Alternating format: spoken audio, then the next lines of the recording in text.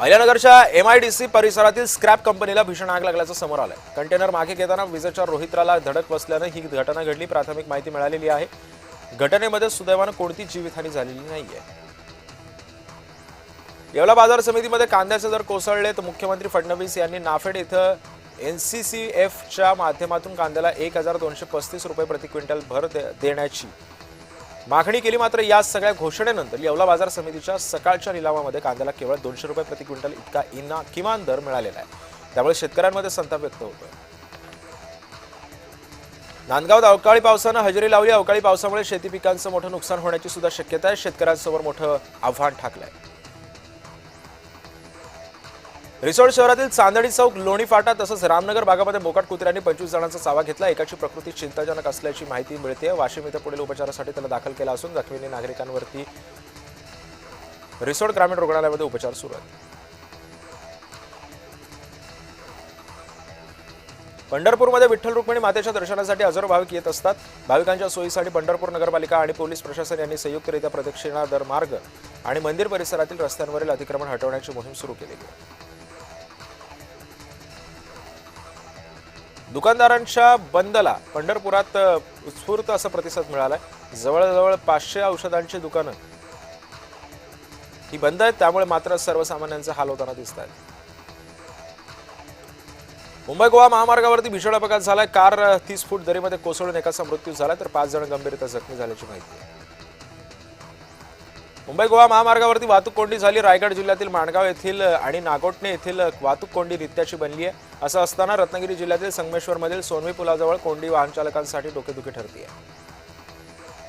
देवगिरीमध्ये कालम ब्रिजसाठी नागरिकांनी विराट मोर्चा काढला। राष्ट्रीय महामार्ग 6 वरील ब्रिज कामावरून देवरीकर आक्रमक झाले। कॉम्पॅक्ट ब्रिज नको, कालम ब्रिज उभारण्यात यावा अशी मागणी सुद्धा नागरिकांकडून करण्यात आली। बुलढाणा जिल्ह्यामध्ये भीषण पाणी टंचाईचा सामना करावा लागतो। ग्रामीण भागामध्ये पाणी टंचाईचं भीषण वास्तव असताना शहरी भागातही पाणी टंचाईची झळ नागरिकांना सोसावी लागते। शहरामध्ये देखील नियमित पाणी पुरवठा होत नसल्याने नागरिकांना पाण्यासाठी भटकंती करावी लागते। बेकायदेशीर ऑनलाईन औषध व्यापारावरती सध्या तात्काळ बंदी घालण्यात यावी या मुख्य मागणीसाठी कोल्हापूर जिल्हा केमिस्ट असोसिएशनच्या वतीने जिल्हाधिकारी कार्यालयावरती मोर्चा काढण्यात आला। ऐतिहासिक बंदमुळे जिल्ह्यातील कोट्यवधी रुपयांची आर्थिक उलाढाल सुद्धा ठप्प झाली आहे। कोल्हापूर जिल्ह्यामध्ये पेट्रोल डिझेलचा साठा सुरळीत झाला। नागरिकांना पेट्रोल पंपावरती गर्दी करू नये असं आवाहन जिल्हाधिकारी पुरवठा अधिकारी मोहिनी चव्हाण यांनी केलेलं आहे। शिवराज मोटेगावकर लातूरमध्ये मेडिकल कॉलेज बांधत होता। मेडिकल कॉलेजच्या इमारतीचं लातूरमध्ये बांधकाम सुरू आहे। भविष्यामध्ये RCC पॅटर्नच्या माध्यमातून तयार होणारे डॉक्टर त्यांच्यासाठी लातूरमध्ये भव्यदिव्य मेडिकल कॉलेज उभारण्याचं स्वप्न शिवराज मोटेगावकर यांनी पाहिलं होतं। नांदेड शहरातील एका फर्निचरच्या दुकानाला भीषण आग लागल्याची घटना घडली। आगीमध्ये दुकानातील साहित्य जळून खाक झाले। आगीचं कारण मात्र अद्याप अस्पष्ट आहे। मनमाडच्या सटाणे इथं अज्ञातानं टोमॅटो पीक उद्ध्वस्त केलेलं आहे। त्यामुळे शेतकऱ्यांचं लाखो रुपयांचं नुकसान झालंय। या प्रकरणी अज्ञाताविरोधात गुन्हा दाखल करण्यात आलेला आहे। यवतमाळ शहरामध्ये महावितरणकडून वीज चोरी झाल्याचं उघड करण्यात आलं आणि ही धडक मोहीम राबवण्यात आली असून पांढरकवडा मार्गावरील गुलशन नगर कोहिनूर सोसायटीमध्ये विविध भागांमध्ये मोठ्या प्रमाणावरती कारवाई करण्यात आली। महावितरणच्या तब्बल 15 पथकांनी उच्चभ्रू सोसायटीमध्ये जाऊन ही कारवाई केली।